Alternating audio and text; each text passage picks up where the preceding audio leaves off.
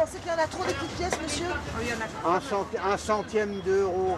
Et le plus gênant, je vais vous le montrer, c'est ça. C'est complètement idiot. Janvier 2002, il y a tout juste 20 ans. Cela fait à peine quelques jours que les Français ont des centimes d'euros dans leur porte-monnaie et déjà, ils râlent. Avec les lunettes pour voir de loin, je vois pas les petites pièces de près. C'était trop beaucoup, trop petit, c'est pas bien. On est un peu perdu là avec les petites pièces. Oui.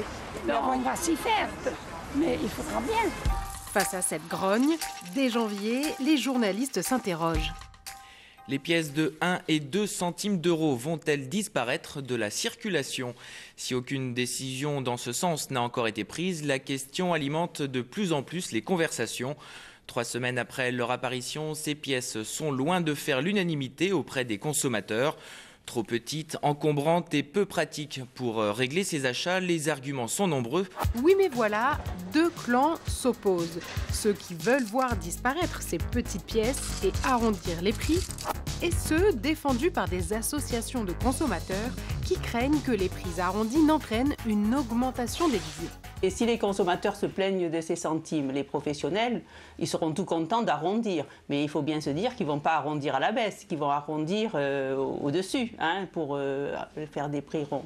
Donc c'est l'intérêt des consommateurs d'accepter ces petites pièces et de les manipuler, d'apprendre à les manipuler, c'est pas très difficile.